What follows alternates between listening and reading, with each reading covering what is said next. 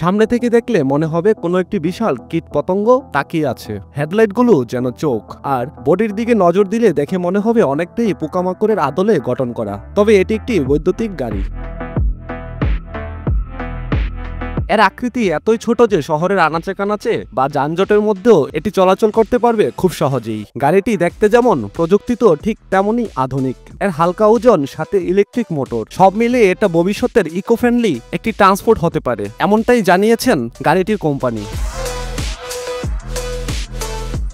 গাড়িটি 2022 সালে micro company দ্বারা তৈরি। এটির সর্বোচ্চ গতি ঘন্টায় প্রায় 90 কিলোমিটার। এটি সামনের দিক দিয়ে দরজা খুলতে হয়। একটি পূর্ণাঙ্গ বৈদ্যুতিক গাড়ির তুলনায় এটিকে মাত্র 50% যন্ত্র দিয়ে তৈরি করা হয়েছে, কিন্তু একটি প্রচলিত বৈদ্যুতিক গাড়ির তুলনায় 60% কম বিদ্যুৎ খরচ হয় এতে।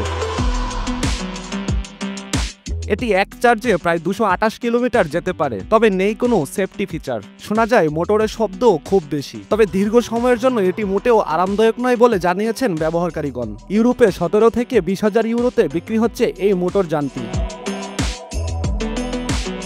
গাড়িটি প্রাথমিকভাবে চীনে তৈরি করা হলেও এটি বর্তমানে সুইজারল্যান্ডে L7 বিভাগে নিবন্ধিত যানবাহন হিসাবে প্রথম স্থান দখল করে রেখেছে। এই গাড়ির ডিজাইন শহরে চলাচলের জন্য তৈরি করা হয়। নকশাটি 1950 দশকের BMW এসেটা বাবল গাড়ির মতো। 2016 সালে জেনেভা মোটর শোতে এই গাড়িটিকে প্রথমবারের মতো উপস্থাপন করা হয়, কিন্তু আশ্চর্যের বিষয়, কোম্পানিটি মাত্র 2 দিনের ব্যবধানে 500টিরও বেশি রিজার্ভেশন পেয়েছিল। এর ফলে গাড়িটি সিরিজ আকারে তৈরি করার সিদ্ধান্ত নেওয়া হয়। এতে ইতালির একটি কোম্পানি আর্থিক অনুদানও দিয়ে সহযোগিতা করে।